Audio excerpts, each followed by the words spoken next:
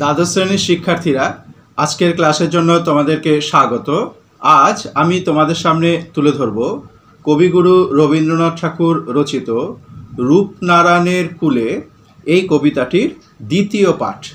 কবিগুরু রবীন্দ্রনাথ ঠাকুর রচিত রূপনারায়ণের কূলে এই কবিতাটির দ্বিতীয় পাঠ, অর্থাৎ কবিতাটির মধ্যে আমি প্রবেশ করে লাইন ধরে ধরে তোমাদেরকে আমি বুঝিয়ে দেবার চেষ্টা করছি। দেখো, রূপনারায়ণের কূলে এই কবিতাটি প্রকাশিত হয়েছিল শেষ লেখা বলে রবীন্দ্রনাথ ঠাকুরের যে কাব্যগ্রন্থ আছে, যা মৃত্যুর পরবর্তী সময়ে প্রকাশিত হয়েছে, সেই কাব্যের একটি উল্লেখযোগ্য কবিতা হলো রূপনারায়ণের কূলে। কবিতাটি কোন সময় কবি লিখেছেন? মূল কাব্যগ্রন্থের নাম শেষ লেখা, যা প্রকাশিত হয়েছিল 1941 সালে। কবিতাটি লিখেছেন কবি 13ই মে 1941 সাল ভোর রাত 3:15।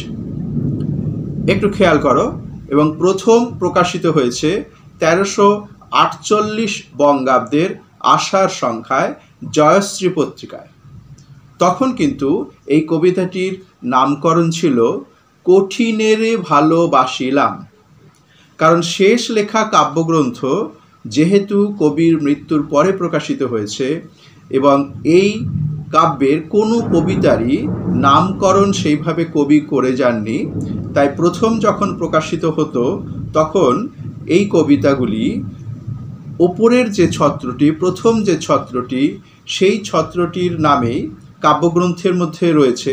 কিন্তু আমাদের সংসদ যখন কবিতাটি নির্বাচিত করে পাঠ্যপুস্তকে দিয়েছে, তখন তার নাম দেওয়া হয়েছে রূপনারায়ণের কূলে।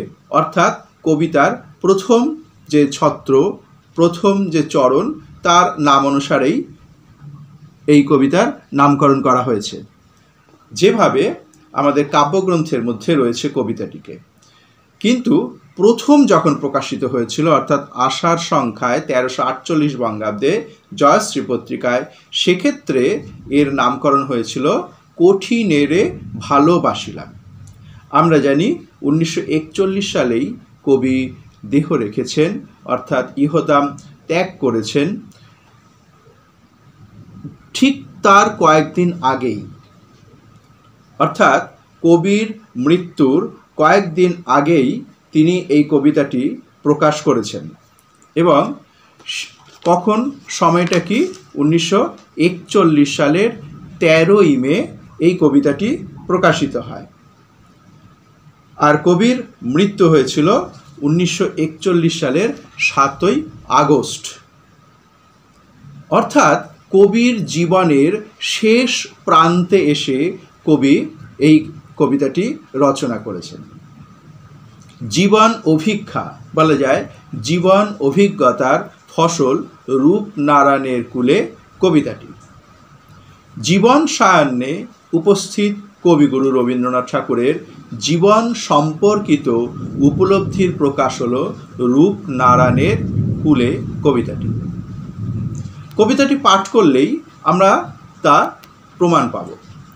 কবি জেনেছেন তার উপলব্ধির মাধ্যমে যে জগৎকে তিনি এতদিন প্রত্যক্ষ করেছেন তা কোনো স্বপ্ন নয়, সত্য ও সুন্দর এবং অসংখ্য মানুষের কর্মময় জীবনের ফলশ্রুতি।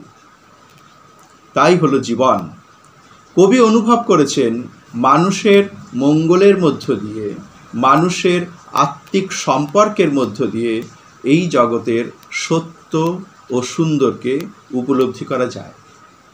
বাস্তবের মধ্য দিয়ে, কোনো স্বপ্নের মধ্য দিয়ে নয়, অলীক কল্পনার মধ্য দিয়ে নয়, কর্মমুখর মানুষের বাস্তব জীবনের মধ্য দিয়ে এই সত্যকে উপলব্ধি করতে হয়। কারণ সত্য বড় কঠিন। রবীন্দ্রনাথ তার সাহিত্যের নানা স্থানে সত্য সুন্দরের কথা বলেছেন। কারণ আমরা জানি তিনি সত্যের পূজারী, তিনি সুন্দরের পূজারী। আর জীবনের প্রান্ত বেলায় উপনীত হয়ে কবির মনে জেগে উঠেছে সেই ধারণা, সত্যই জীবন, আর সেই সত্যকে উপলব্ধি করতে হয় কঠিনকে ভালোবেসে, কঠিনকে দূরে সরিয়ে রেখে নয়, কঠিনকে এড়িয়ে গিয়ে নয়, কঠিনকে আমাদের জীবনের সঙ্গী করে নিতে হবে। আর সেই কঠিনকে জয় করার মধ্য দিয়ে জীবনের জয়গান রচিত হয়, অর্থাৎ কঠিনকে ভালোবাসতে হবে। তাই তিনি রূপনারায়ণের কুলে এই কবিতায় বলছেন, সত্য যে কঠিন, কঠিনেরে ভালোবাসিলাম, সে কখনো করে না বঞ্চনা। যত বড়ই বিপর্যয় জীবনে আসুক না কেন, কারণ বিপর্যয় জীবনে আসবে না তা তো হবে না, সত্যে অবিচল থাকতে হবে, সে কখনো জীবনকে বঞ্চনা করে না। সোনাকে যতই তুমি আগুনে পোড়াবে, সোনা কিন্তু ততই খাঁটি হয়ে দেখা দেবে। ঠিক সেই রকমই জীবনকে সত্যের আগুনে দগ্ধ করতে হবে, তবেই জীবন আরও বেশি, জীবনবোধ আরও বেশি নিবিড় হয়ে উঠবে। কবিতায় বলছেন, আমৃত্যু দুঃখের তপস্যা এই জীবন, সত্যকে গ্রহণ করতে হবে। নানা বাধা, নানা বিপত্তি চারিদিক থেকে আমাদেরকে ঘিরে ধরবে অক্টোপাসের মতো। বাস্তবের দুঃখ ও যন্ত্রণার মধ্য দিয়েই প্রকৃত সত্যকে উপলব্ধি করা যায়। এই জীবনই আমাদের সত্যের সামনে দাঁড় করিয়ে দেবে। আর যারা সত্যের সামনে দাঁড়াতে ভয় পায়, তারা কিন্তু জীবনের প্রকৃত অর্থ অনুভব করতে পারবে না। এই কঠিন সত্য আঘাত আর বেদনার মধ্য দিয়ে আমাদের অনুভব করতে হবে। জীবনে বেদনা আসবে, জীবনে আঘাত আসবে, কিন্তু কখনোই মৃত্যুর আগে মরে যাব না আমরা। অর্থাৎ কবিগুরুই বলছেন, দুবেলা মরার আগে মরবো না ভাই, মরবো না। তরিখানা বইতে গেলে মাঝে মাঝে তুফান মেলে। অর্থাৎ এই ঝড় আসবে, এই তুফান আসবে, কিন্তু সত্যে অবিচল থাকতে হবে। কবিতায় বলছেন, দুঃখের অমানিসা অতিবাহিত করতে হয় এই দুঃখের তপস্যার মধ্য দিয়ে। তার মানে কি, দুঃখকে কি আমি বহন করে আনবো, তপস্যা করব দুঃখের জন্য? আসলে না, দুঃখটাকে আমাকে মেনে নিতে হবে, দুঃখটাকে জয় করতে হবে। তবেই ওই দুঃখের সমুদ্র পার করে আমি সুখের রাজ্যে প্রবেশ করতে পারব। রূপনারায়ণের কুলে এই কবিতার মাধ্যমে কবি সে কথাই যেন বোঝাতে চেয়েছেন। ছাত্রবন্ধুরা, এবার এসো আমি রূপনারায়ণের কুলে কবিতাটি লাইন ধরে ধরে আলোচনা করে আর একটু সহজভাবে তোমাদেরকে বুঝিয়ে দেবার চেষ্টা করছি। রূপনারায়ণের কুলে জেগে উঠিলাম, জানিলাম এ জগৎ সত্য, জানিলাম এ জগৎ স্বপ্ন নয়। রক্তের অক্ষরে দেখিলাম আপনার রূপ, চিনিলাম আপনারে আঘাতে আঘাতে, বেদনায় বেদনায়।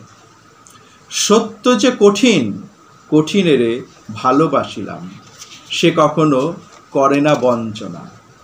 আমৃত্যুর দুঃখের তপস্যা এ জীবন, সত্যের দারুণ মূল্য লভিবারে, মৃত্যুতে সকল দেনা শোধ করে দিতে। তাহলে দেখো, ছোট্ট একটি কবিতা, কয়েকটি মাত্র চরণ, অথচ এই কয়েকটি চরণের মধ্য দিয়ে কবির জীবন উপলব্ধির প্রগাঢ় যে অনুভূতি, তা কিন্তু প্রকাশ হয়েছে। বারে বারেই তিনি বলছেন, এই জীবন সত্য, এই সত্যকে গ্রহণ করে নিতে হবে। সত্য বড় কঠিন, তবু সেই কঠিনকে জয় করতে হবে। আমি আগেও বলেছি, কবি জীবনের শেষ পর্বের লেখা হচ্ছে রূপনারায়ণের কুলে কবিতাটি। এই কাব্যের একটি উল্লেখযোগ্য কবিতা, অর্থাৎ শেষ লেখা কাব্যের একটি উল্লেখযোগ্য কবিতা রূপনারায়ণের কুলে। কবিগুরুর জীবন চেতনার স্পষ্ট পরিচয় প্রতিটি ছত্রে এখানে অনুভব করা যায়। এই জীবন আসলে বাস্তব নয়, তাই বলছেন রূপনারায়ণের কূলে জেগে উঠিলাম। রূপনারায়ণটা কি? আমরা তো জানি রূপনারায়ণ নদী, কিন্তু এখানে কিন্তু সেই নদী নয়, জীবন নদী। অনেকটা দূর পর্যন্ত জীবনের তিনি অতিবাহিত করেছেন। জীবন নদী তরি বেয়ে তিনি অনেকটা দূর এগিয়ে গেছেন। সেই জীবন সায়ান অর্থাৎ জীবন নদীর শেষ প্রান্তে তিনি এসে দাঁড়িয়েছেন। তার বোধ আগের তুলনায় অন্যভাবে বিকশিত হচ্ছে, জাগ্রত হচ্ছে। তিনি এতদিন যে ব্যাপারটা, যে ঘটনা অনুভব করেননি, এবার যেন তিনি আরও সেই অনুভব শক্তি তার আরও বৃদ্ধি পেয়েছে, তিনি বুঝতে পারছেন। তাই তিনি বলছেন, রূপনারায়ণের কূলে জেগে উঠিলাম।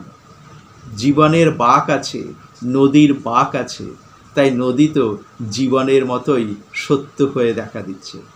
তাই রূপনারায়ণ এটা হচ্ছে জীবনের প্রতীক, জীবন নদী। জীবন নদীর প্রান্তে এসে তিনি বলছেন, জানিলাম এ জগৎ স্বপ্ন নয়, রক্তের অক্ষরে দেখিলাম আপনার রূপ, চিনিলাম আপনারে আঘাতে আঘাতে, বেদনায় বেদনায়। তাহলে জীবন আসলে স্বপ্নের নয়। কবি বলছেন এই জগৎ সুন্দর, স্নেহময়, আত্মীয়তার বন্ধনে জড়িত বাস্তব এক জগৎ, কোনো স্বপ্নের জগৎ নয়। রূপনারায়ণের কূলে অর্থাৎ এই রূপময় পৃথিবীতে তিনি যেন জেগে উঠেছেন, স্বরূপের সন্ধান পেয়েছেন। কঠিন দুঃখের তপস্যায় তিনি চিনেছেন এই সত্যকে, তাই তার উপলব্ধি, রূপনারায়ণের কূলে জেগে উঠিলাম, জানিলাম এ জগৎ স্বপ্ন নয়। কবিগুরু অনুভব করছেন যে মৃত্যুর ছলনা জীবনের গতিকে কখনো স্তব্ধ করতে পারে না, দুঃখ কখনো জীবনের গতিকে স্তব্ধ করতে পারে না। মৃত্যুকে ছিন্ন করে, মৃত্যু ভয়কে ছিন্ন করে কঠিন সত্যকে, অর্থাৎ মৃত্যু আছে সেই কঠিনকে আমাকে মেনে নিতে হবে, সেই বাস্তবকে স্বীকার করতে হবে। সেই বাস্তবকে স্বীকার করে নিয়েই, মেনে নিয়েই আমাকে কঠিনকে জয় করতে হবে। এই জয়ের পথে নানা বাধা, নানা বিঘ্ন পথ রোধ করে দাঁড়াবে, কিন্তু সব কিছুই অতিক্রম করে যেতে হবে। আর কবিগুরু তাই অতিক্রম করেছিলেন। আঘাতে আঘাতে, বেদনায় বেদনায় জর্জরিত হয়েছেন তিনি, এবং সেই সত্য অনুভব করেছেন কি না, জীবন হচ্ছে কঠিন, বাস্তব, রুক্ষ। সে কখনো এই কঠিন কখনো করে না বঞ্চনা। তাই তিনি বলছেন, চিনিলাম আপনারে আঘাতে আঘাতে, বেদনায় বেদনায়। কি সত্য যে কঠিন, কঠিনেরে ভালোবাসিলাম। প্রথম যখন কবিতাটি প্রকাশিত হয় তখন তার নাম ছিল কঠিনেরে ভালোবাসিলাম, জয়শ্রী পত্রিকায় প্রকাশিত হয়েছিল। তারপর তিনি কি বলছেন, মৃত্যুকে কবি সুন্দর রূপে বরণ করেছেন, কারণ মৃত্যু জীবনের অবশ্যম্ভাবী পরিণতি, একে তো অস্বীকার করে এগিয়ে যাওয়া যায় না। জগতের রূপ রস গন্ধ, মানুষের স্নেহ মায়া মমতার বন্ধন কবিকে আপ্লুত করেছে, অভিভূত করেছে। প্রিয়জনের বিয়োগ বেদনায় কবি আহত হয়েছেন বারবার। আমরা যদি রবীন্দ্রনাথ ঠাকুরের জীবন ভিক্ষা আমরা যদি দেখি, তাহলে আমরা দেখতে পাব যে বারে বারে মৃত্যুর আঘাত তার উপর নেমে এসেছে, প্রিয়জনের মৃত্যু। তিনি ছিন্ন ভিন্ন হয়েছেন। প্রথম দিকে তিনি ভেবেছিলেন এই জীবনটা কল্পনার জগৎ, এই জীবনটা সাধারণভাবেই এগিয়ে যাবে, কঠিনকে স্পর্শ করতে হবে না। তাই তিনি বলতে পেরেছিলেন, মরিতে চাহি না আমি সুন্দর ভুবনে, মানবের মাঝে আমি বাঁচিবারে চাই। তিনি মরতে যেন চান না, কিন্তু তিনি উপলব্ধি করেছেন মরতে তো একদিন হবেই, অর্থাৎ মৃত্যু অবশ্যম্ভাবী। তাই মৃত্যুঞ্জয় কবিতায় তিনি বলছেন যে আমি মৃত্যুকে জয় করেছি, দূর হতে ভেবেছিনু দূর হতে ভেবেছিনু তুমি দুর্জয়, কিন্তু সেই দুর্জয় মৃত্যু তার কাছে হেরে গেছে। তাই তিনি শেষ পর্যন্ত বলেছেন, আমি মৃত্যুঞ্জয়, আমি মৃত্যু ভয়কে আমি জয় করতে পারি। যে কোনো মানুষই সেটা করতে পারে। সেই কবি সে কথা মৃত্যুঞ্জয় কবিতার মধ্যে উচ্চারণ করেছেন। প্রিয়জনের বিয়োগ বেদনায় কবি আহত হয়েছেন বারবার। এভাবে দুঃখের তপস্যার মধ্যে দিয়েই তিনি অনুভব করেছেন, সত্য যে কঠিন, কঠিনেরে ভালোবাসিলাম, সে কখনো করে না বঞ্চনা।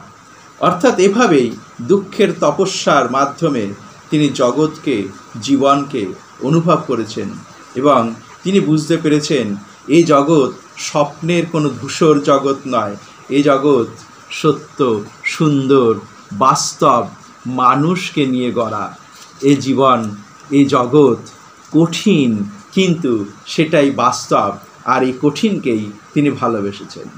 আমৃত্যু দুঃখের তপস্যা এ জীবন, সত্যের দারুণ মূল্য লোভিবারে, সত্যের দারুণ মূল্য লাভ করিবারে, মৃত্যুতে সকল দেনা শোধ করে দিতে। অর্থাৎ মৃত্যু অবশ্যম্ভাবী, আর জীবনের সব লেনা দেনা শোধ হয়ে যাবে ওই মৃত্যুর মাধ্যমে। তাই মৃত্যুকে মেনে নিতেই হবে, মৃত্যুকে গ্রহণ করতেই হবে। মৃত্যুকে দূরে রেখে দিয়ে মৃত্যুকে এড়িয়ে যেতে আমরা পারবো না। আমাদের জীবনে মৃত্যু আসবেই, আর তাকে সাদরে গ্রহণ করতে হবে। কঠিনের তাই ভালোবাসতে হবে, আর সেই কঠিনকে জয় করতে হবে, যা তিনি রূপনারায়ণের কুলে কবিতার মধ্যে বারবার বলছেন। মৃত্যুর ছলনা জীবনের গতিকে রুদ্ধ করতে পারে না। সত্যের দারুণ মূল্য লাভ করার জন্য দুঃখের দহন জ্বালাকেও বরণ করে নিতে হবে, আর মৃত্যুতেই জীবনের সমস্ত দেনা শোধ করে যেতে হবে। জগতে আনন্দ পাবার উপায় হলো দুঃখের সাগরটাকে অতিক্রম করে যাওয়া। শুধুই সুখ তা তো কখনো হয় না। দুঃখের সাগরকে যদি আমরা পার হতে পারি, তবেই কিন্তু আমরা সুখের সন্ধান পাব। তাই সমস্ত দুঃখকে অতিক্রম করতে হবে, দুঃখকে জয় করতে হবে। তাই কবি বলেন, কঠিনকে ভালোবাসতে হবে, কারণ সে কখনো করে না বঞ্চনা। এভাবে দুঃখের বেদনার অভিঘাতে সিদ্ধি লাভ করে কবি আপন স্বরূপকে বুঝতে পেরেছেন, চিনতে পেরেছেন। অমরতায় বিশ্বাসী কবি জীবন দেবতার কাছে প্রার্থনা করেছেন, সত্যের দারুণ মূল্য যেন তিনি দিতে পারেন। এভাবেই রূপনারায়ণের কুলে কবিতায় কবির জীবন অভিক্ষার এক ফসল, জীবন অভিজ্ঞতার কথা তুলে ধরেছেন। তাহলে ছাত্র বন্ধুরা, রূপনারায়ণের কুলে কবিতার দ্বিতীয় পাঠে এসে আমি ছত্র ধরে ধরে তোমাদের বুঝিয়ে দেবার চেষ্টা করলাম। এবার এই কবিতা থেকে 2-3টি প্রশ্ন কেমন হতে পারে সেটা তোমরা একটু জেনে নাও। প্রথম প্রশ্ন, জানিলাম এ জগৎ স্বপ্ন নয়। জানিলাম এ জগৎ স্বপ্ন নয়। বক্তাকে তিনি কিভাবে এমন উপলব্ধিতে উপনীত হলেন? বক্তাকে তিনি কিভাবে এমন উপলব্ধিতে উপনীত হলেন? দ্বিতীয় প্রশ্ন, রক্তের অক্ষরে দেখিলাম আপনার রূপ। রক্তের অক্ষরে দেখিলাম আপনার রূপ। উদ্ধৃতাংশটির উৎস লেখো। উদ্ধৃতাংশটির উৎস লেখো। উক্তিটির মাধ্যমে কবি কোন বার্তা তুলে ধরতে চেয়েছেন? উক্তিটির মাধ্যমে কবি কোন বার্তা তুলে ধরতে চেয়েছেন? পরের প্রশ্ন, 3 নম্বর প্রশ্ন, সে কখনো করে না বঞ্চনা। সে কখনো করে না বঞ্চনা। সে বলতে কার কথা বলা হয়েছে? সে বলতে কার কথা বলা হয়েছে? সে কেন বঞ্চনা করে না? সে কেন বঞ্চনা করে না? চতুর্থ প্রশ্ন, মৃত্যুতে সকল দেনা শোধ করে দিতে। মৃত্যুতে সকল দেনা শোধ করে দিতে। ড্যাশ দিয়ে লেখো, মৃত্যুতে সকল দেনা বলতে কবি কি বুঝিয়েছেন? মৃত্যুতে সকল দেনা বলতে কবি কি বুঝিয়েছেন? কবি কিভাবে তা শোধ করতে চেয়েছেন? কবি কিভাবে তা শোধ করতে চেয়েছেন? শেষ প্রশ্ন, রূপনারায়ণের কুলে কবিতাটির নামকরণের সার্থকতা আলোচনা করো। রূপনারায়ণের কুলে কবিতাটির নামকরণের সার্থকতা আলোচনা করো। তাহলে ছাত্র বন্ধুরা, রূপনারায়ণের কুলে কবিগুরু রবীন্দ্রনাথ ঠাকুর রচিত শেষ লেখা কাব্যগ্রন্থের একটি উল্লেখযোগ্য কবিতা রূপনারায়ণের কুলে, এই কবিতার আজ দ্বিতীয় পাঠ এখানেই শেষ করলাম।